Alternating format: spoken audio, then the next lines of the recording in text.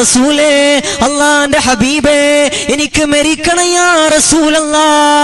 ഈ ദുനിയാവിന്റെ മണ്ണിന്റെ മുകളിൽ നിന്ന് വിട പറയുന്ന സമയത്ത് മക്കളില്ലാത്ത ഖബറാണ്, മാതാപിതാക്കളില്ലാത്ത ഖബറാണ്, ആരും കടന്നു വരാനില്ലാത്ത ഖബറാസ്ഥാനിലേക്ക് എന്റെ മക്കൾ എന്റെ മണ്ണിനോട് ചേർത്ത് വെച്ചുകൊണ്ട് പിരിഞ്ഞു പോകുമ്പോൾ എന്റെ ഖബറിന്റെ അകത്ത് സ്വർഗം വേണം യാ റസൂലല്ലാ. എന്റെ ഖബറിന്റെ അകത്ത് സ്വർഗത്തിന്റെ വിരിപ്പ് വേണം നബിയേ.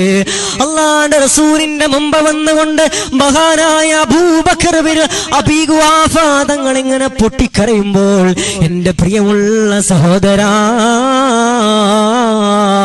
ഓർത്തിട്ടുണ്ടോ പൊന്നുമോളെ, ഖബറിനെ കുറിച്ച് ഓർത്തിട്ടുണ്ടോ? ആരും ഓർമ്മില്ലാത്ത ഖബറാണ്, കടന്നു വരാനില്ലാത്ത ഖബറാണ്.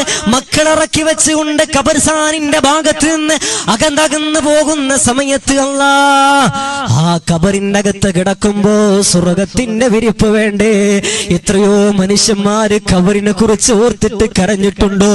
എന്റെ പ്രിയമുള്ള ഉമ്മമാരെ, മഹദിയായ ഫാത്തിമ ബീവി റളിയല്ലാഹു തആല അൻഹയുടെ ചരിത്രം അറിയല്ലോ. ആരാണ് ഫാത്തിമ?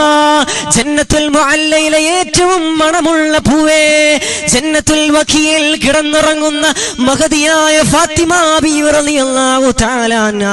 ഫാത്തിമ ബീവി റളിയല്ലാഹു തആല അൻഹയുടെയും അലിയാർ തങ്ങളുടെയും വിവാഹം കഴിയുകയാണ്.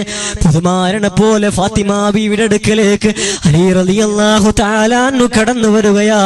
സങ്കടത്തോടെ കടന്നു വരുന്ന സമയത്താണ് അലിയാർ തങ്ങൾ പുതുമണവാളനെ പോലെയാണ് മണിയറയിലേക്കാണ് കടന്നു വരുന്നത്. ഉമ്മ, ഈ ചോലക്കൽ റോസിന്റെ മജ്ലിസിൽ വന്ന പെങ്ങളെ, ഇവിടെയാണ് പെങ്ങളെ നമ്മുടെ ഹൃദയാന്തരത്തിന്റെ അകത്തേക്ക് അല്ലാഹു സുബ്ഹാനഹു വ തആല തന്നുപോയ നിഅമത്തിനെ നമ്മൾ മനസ്സിലാക്കേണ്ടത്.